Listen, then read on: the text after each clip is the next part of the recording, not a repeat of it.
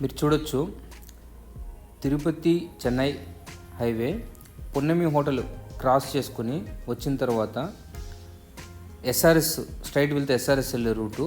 ఇక్కడ మనం right turn తీసుకోవాలి. ఈ రైట్ టర్న్ నుంచి స్ట్రైట్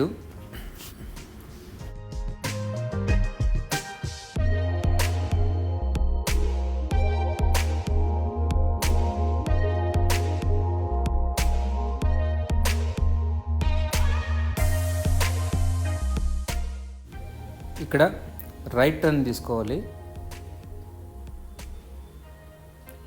ఇలానే స్ట్రైట్ రోడ్ అండి.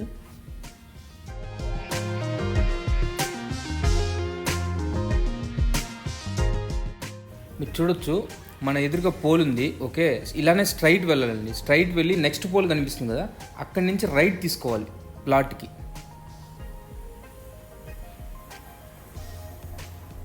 మీరు చూడొచ్చు చుట్టుపక్కల అన్ని ఇల్లు ఆల్మోస్ట్ కన్స్ట్రక్షన్ అయిపోయాయి. కన్స్ట్రక్షన్ కూడా జరుగుతున్నాయి ఇల్లులు.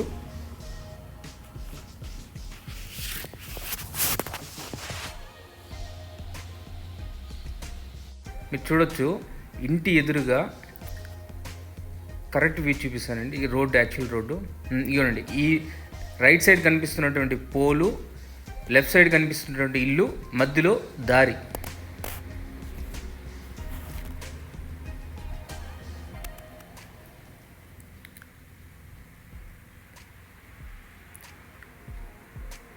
ఇదేనండి స్థలము. ఇదే స్థలము 20కి 50 అంటే 1000 స్క్వేర్ ఫీట్లు, 1000 స్క్వేర్ ఫీటు. మీరు చూసినటువంటి ఇల్లు, ఈ ఇల్లు ఎంతైతే విడ్త్ లెంత్ ఉందో సేమ్ అంతే స్థలము ఇక్కడ ఉన్నటువంటి ప్లాట్ స్థలం. ఈ ప్లాట్ స్థలం మీరు క్లియర్గా చూడొచ్చు. ప్లాటు, ఈ ఇల్లు, రోడ్డు ఉంది, పక్కనే ఇల్లులు ఉన్నాయి, ఇంటి పక్కనే స్థలము, ప్లాటు. మీరు అక్కడ నేరుగా చూసారంటే లారీ వస్తుంది. ఆ లారీ వచ్చేటటువంటిదే హైవే, తిరుపతి చెన్నై హైవే. మనం వచ్చింది కూడా ఆ రూట్ నుంచే వచ్చాము. బ్యాక్ సైడ్ కూడా ఇంకొక రూట్ ఉంది. మనం ప్రస్తుతం ఒక దారి నుంచే వచ్చాము.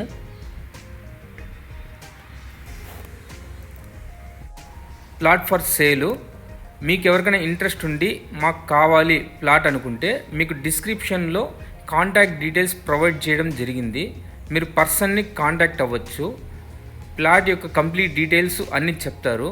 మీకు అయితే రూట్ మ్యాప్ చూపించాను, ప్లాట్ స్థలము చూపించాను. మీరు చూసినటువంటి ఆ ఎల్లో రాయి ఉంది కదండి, అక్కడి నుంచి ఎల్లో రాయి నుంచి ఆ వైట్ కాంపౌండ్ గోడ ఉంది కదండి, అక్కడ వరకు ప్లాట్, ఇంటి స్థలం. మీకు లెంత్ కరెక్ట్గా చూడొచ్చు. ఇప్పుడు లెంత్ అంత లెంతే ఇదే. ఈ ప్లాట్ కూడా, ఈ ప్లాట్ స్థలం.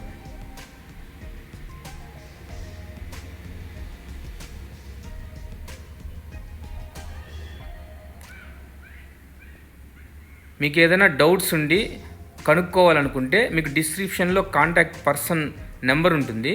మీరు వారికి కాల్ చేసి మీకు ఏదైనా సందేహాలు ఉంటే వాళ్ళతో కనుక్కోవచ్చు.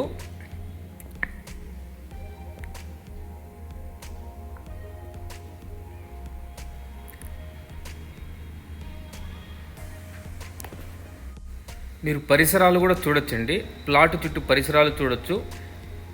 అక్కడ మీకు ఇంతకుముందు చూపించినటువంటి హైవే రోడ్డు,